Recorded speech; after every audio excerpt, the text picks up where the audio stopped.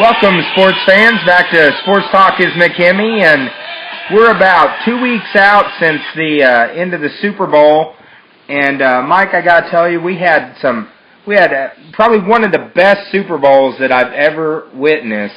Talking about the drama at the end, the back and forth battle, the Patriots coming back, and then of course the controversial call. I think it had to be one of the best Super Bowls of all time, but not only on our show, but on sports shows all across the world, the last couple weeks, the main conversation has been Pete Carroll and what's now being known as the call, Marshawn Lynch on the 1-yard line, deciding to pass it on second down on the 1-yard line instead of trying to run it in with 3 plays with one of the best running backs in the NFL. And right now, that's kind of where the controversy is at, but one of the best games of all time, Mike. Definitely one of the best games, and we were talking about this during the Super Bowl, that it really seems that recently that the Super Bowls have really been competitive compared to the past, where, say, the 70s and the 80s, where it was 46-10, or, some ridiculous score where, we have the Redskins scoring 35 points in the second quarter against the Broncos and things like that, where we've really had some good Super Bowls come down to the last moment. We saw it with your Steelers, we saw it with my Rams, and we saw it 2 weeks ago. Well, and of course the talk all over the sports world has been Pete Carroll and the call that he made.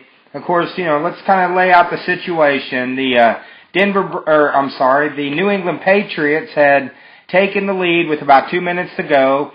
Russell Wilson leads a drive down the field with one of the most incredible catches of all time. They get the ball down to the 1-yard line, probably about, I think there was about 30 seconds left. 32 seconds, I believe. All right, 32 seconds. You have one timeout left. It's 2nd and 1. You have Marshawn Lynch, the controversial running back for the Seattle Seahawks, who is one of the top running backs in the NFL and known for going into, quote, beast mode, and you throw an inside slant that gets picked off, and Seattle loses their opportunity to win back-to-back Super Bowls. I'm still trying to figure out what Pete Carroll was thinking. I just don't know. Why don't you just run the ball? I think Marshawn Lynch, he punches it in, and you win back-to-back Super Bowls.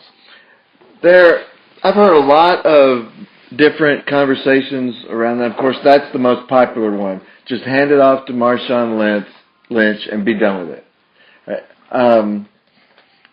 Personally, I have no problem with the pass on second down.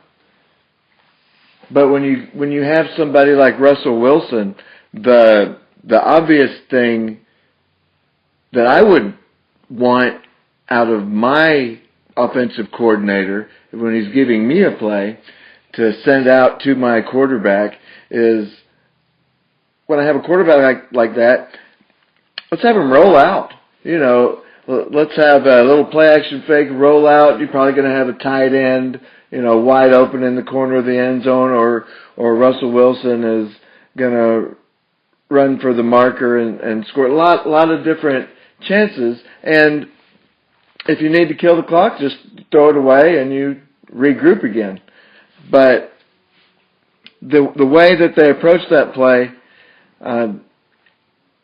even though it had a lot of success during the season, one of the stats that I saw was that plays from the 1-yard line, passes from the 1-yard line during the regular season, there were 66 touchdowns, no interceptions during the regular season. But that really doesn't matter because it happened on the most important play call of the entire year. Well, and Pete Carroll, he had an opportunity to join a very elite group by winning back-to-back Super Bowls. And right now his legacy is really being questioned on that play call. And I have to tell you, I completely disagree with the play call. Not throwing a pass. I can understand throwing a pass, but an inside slant where you have tons of traffic, it's easy for the ball to get tipped and thrown up. It seemed like Seattle was really exposing the New England secondary by, throwing the long pass. I don't see why you have one of your 6'4" or 6'5" receivers go to the corner of the end zone and throw a lob, and if it's not there, throw it out. Just an inside slant. Seems like the probability of it was just a disaster waiting to happen, and Pete Carroll's going to have to live with that. He had an opportunity to join a very elite group, which we're going to actually talk about in a little bit. We're going to actually go and do a conversation about the Mount Rushmore of quarterback and coach combos that have won the Super Bowl, but that call is going to be talked about for years and years. I don't know if Seattle makes it back to the Super Bowl. I think they might lose Marshawn Lynch, and their window might be closing in Seattle.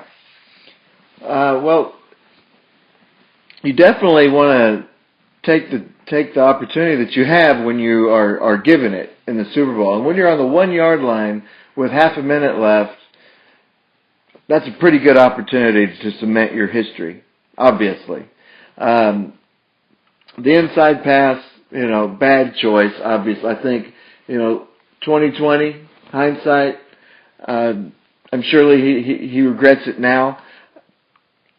I was having a talk with some of my students at school the other day, and they were blaming it all on Russell Wilson. And my response to them was like, if this is a game during the regular season, or if it's the second or third quarter, even maybe halfway through the fourth quarter, maybe Russell Wilson audibles out of the call. But you don't audible out of a play that was sent into you with 30 seconds left. You run it. All right, so he ran the play that was called. I don't put any blame on Russell Wilson. What a great defensive play by New England. And Mike, I think you have to talk about New England, not to take any credit away from them. They earned that Super Bowl. They made the play when they needed to play. They had an opportunity to fold early in the third quarter when they felt, down, and then they just fought back. And Tom Brady, the legacy of Tom Brady, we talked about him on the very first Sports Talk is McKimmie. Is this it? Is this the last we're going to see of Tom Brady? And then at the end of the season, what does he do?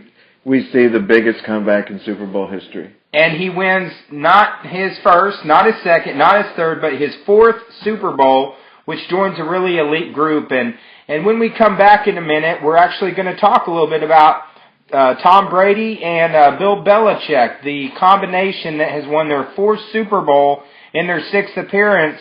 And also, we're going to talk about the Mount Rushmore of quarterback-coach combinations.